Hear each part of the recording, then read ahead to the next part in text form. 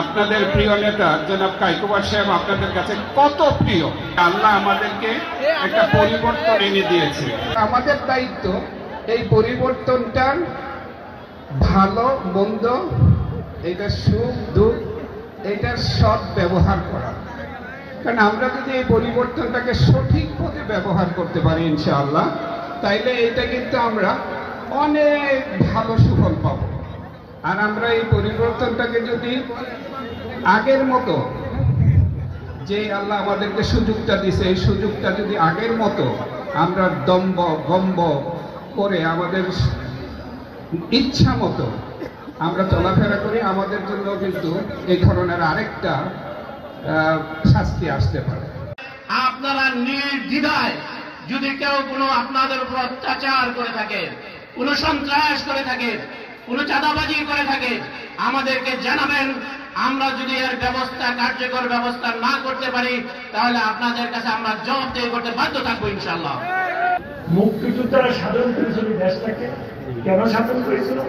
একটা স্বাধীন দেশ।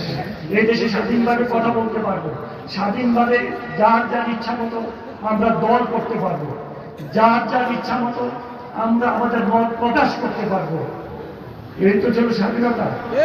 আমরা আমাদের ধর্ম, আমাদের ইচ্ছা মতো আমরা পালন করতে পারবো। কিন্তু কি দেখা গেল?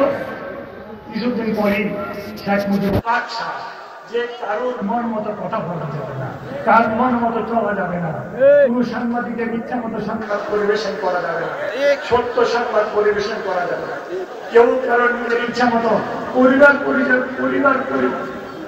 চালানো যাবে না। এমন বাদশা সৃষ্টি করতে চাইল।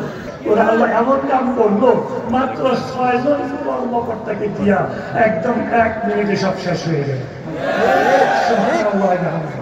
সেই সময়ে কিন্তু বাংলাদেশে আপনারা মনে আছে কিনা জানি না, রক্ষী বাহিনী ছিল, একটা বিশাল রক্ষী বাহিনী।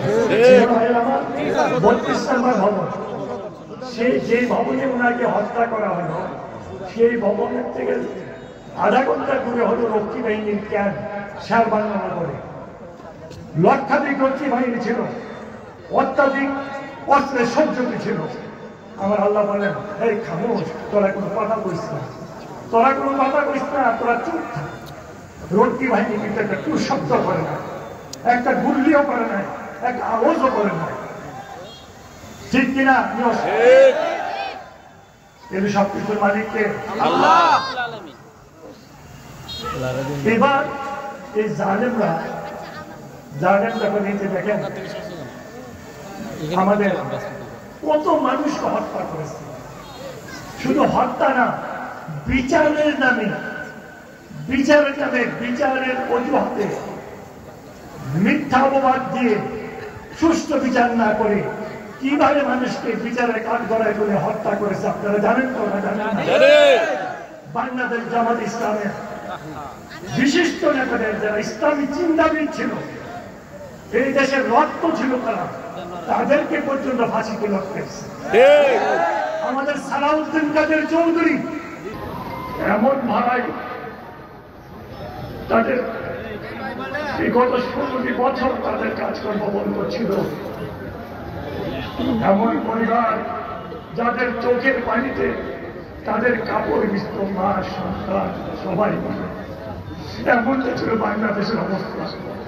কোন সাংবাদিক, আমার যে প্রিয় ভাইরা সাংবাদিক ভাইরা আমার সাথে উপস্থিত, সারাদিন কষ্ট, উনারও স্বচ্ছ কথাটা দেখার ক্ষমতা ছিল না।